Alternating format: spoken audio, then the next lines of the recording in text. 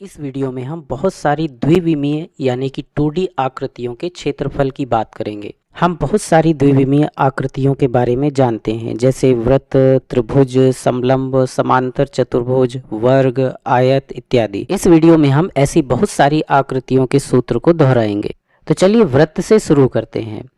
ये एक वृत्त है जहाँ C इसका केंद्र है और R इसकी त्रिज्या है। अब इस वृत्त के इस पूरे क्षेत्र का जो क्षेत्रफल होता है वह होता है पाई r का वर्ग। अब इसी वृत्त में कई बार हमें एक कोण मिल जाता है, जो यहाँ पे एक लाइन ये आपको दिख रही है, कोण बना रहा है, और इस क्षेत्र का हमें क्षेत्रफल पूछा जाता है। तो इस भाग का क्षेत्रफल हम कैसे ज्ञात कर सकते हैं? इसके लिए हमें कोई सूत्र याद रखने की आवश्यकता नहीं है। हम इसके लिए सीधे इकाई विधि का उपयोग कर सकते हैं। इसे समझने के लिए हम यदि पूरे वृत्त की बात करें तो इस पूरे वृत्त का जो कोण होता है वो 360 डिग्री होता है। इसका मतलब ये हुआ कि जो पूरे 360 डिग्री का क्षेत्रफल है, 360 डिग्री के वृत्त का क्षेत्रफल होता है वो पाई r वर्ग होता है। इसलिए 1 डिग्री का जो क्षेत्रफल होगा वो क्या होगा? यदि हम 1 डिग्री के क्षेत्रफल की बात करें तो वो हो जाएगा पाई r का वर्ग बटे 360 डिग्री। इसलिए थीटा कोण का जो क्षेत्रफल होगा वो क्या होगा? यदि हम थीटा कोण को देखें यहाँ पे तो इसका क्षेत्रफल हो जाएगा पाई r का वर्ग बटे 360 डिग्री गुणे थीटा। तो इस प्रकार ये जो हमें क्षेत्रफल मिल रहा है वो इस भाग के लिए हमारा क्षेत्रफल हो गया। अब हमारे पास जो अगली आकृति है वह है आयत। ये जो आकृति आपको दिखाई दे रही है इसे हम बोलते हैं आयत। आयत का क्षेत्रफल उसकी भुजाओं के गुणनफल के बराबर होता है। तो यहाँ पर हमें एक भुजा जो है इसकी लंबाई होगी, मान लीजिए कि ये L है, और इसी तरह से जो इसकी दूसरी भुजा है उसे हम बोलेंगे चौड़ाई। तो ये जो भुजा है ये हो गई मान लीजिए इसकी चौड़ाई। तो जो इसका क्षेत्रफल होगा ये होगा लंबाई गुणा चौड़ाई। ठीक है, इसकी लंबाई गुणा चौड़ाई के बराबर होगा। अब यहाँ पर हम देख सकते हैं कि लंबाई को यदि हमने L माना है और चौड़ाई को B माना है तो जो इसका क्षेत्रफल होगा वो L गुणा B होगा। अब इस आयत की लंबाई और चौड़ाई यदि एक समान हो जाएं तो हमें एक नई आकृति मिलती है जिसे हम बोलते हैं वर्ग। ठीक है, और वर्ग की जो भुजा होती है उसे हम a से दर्शाते हैं। तो इसकी जो लंबाई है वो a होगी और इसकी चौड़ाई भी a हो जाएगी। तो अब इस वर्ग का क्षेत्रफल क्या हो जाएगा? इसका क्षेत्रफल जो होगा इसका भी क्षेत्रफल लंबाई और चौड़ाई के गुणनफल के बराबर होगा।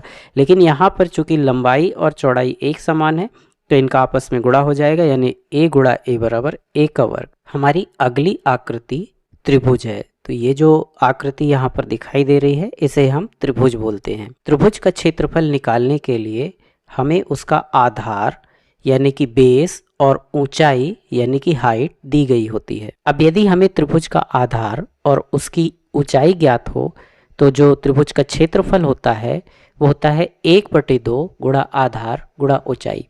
यहाँ पर आधार को यदि हम b मान लें और ऊंचाई को h मान लें तो क्षेत्रफल हो जाएगा 1/2 गुणा b गुणा h। अब ऐसा भी हो सकता है कि हमें त्रिभुज में ये वाली ऊंचाई ना दी गई हो बल्कि इसकी जगह पर ये वाली ऊंचाई दी गई हो। इस ऊंचाई के लिए हम इस भुजा को आधार नहीं मान सकते। आधार हमेशा ऊंचाई के सामने वाली भुजा होती है।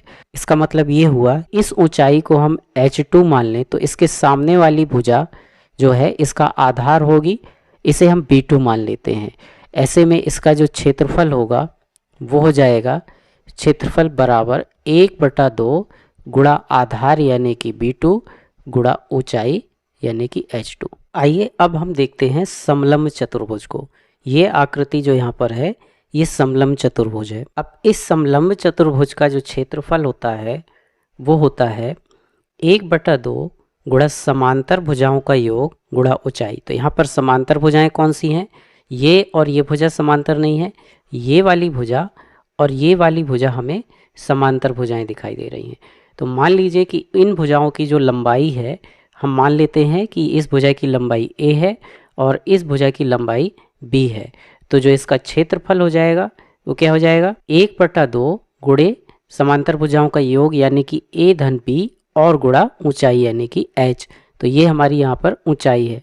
ऊंचाई इन दोनों भुजाओं के बीच की दूरी होती है, जो समांतर भुजाएं हैं उनके बीच की दूरी ऊंचाई होती है। तो ये है समलंब चतुर्भुज का क्षेत्रफल। अब कभी कभी हमें समलंब चतुर्भुज इस रूप में देखने को नहीं मिलता है, बल्कि इस रूप में देखने को मिलता है। यह भी एक समलंब चतुर्भुज है, तो इसका क्षेत्रफल भी जो होगा वो क्या होगा, जो समांतर भुजाएं हैं इनका योग गुणा ऊंचाई। तो यहाँ पर ऊंचाई यदि हम देखें तो ये जो हमारा हिस्सा है ये वाला ऊंचाई हो जाएगा, और ये भुजाएं यदि हमारी ए और बी हैं, इनको यदि हम ए और बी भुजा मान लें तो इस तरह से ये समांतर भुजाएं होंगी। तो जो क्षेत्रफल होगा वो जाएगा 1/2 गुणा समांतर भुजाओं का योग यानी ए धन बी गुणा ऊंचाई यानी कि h।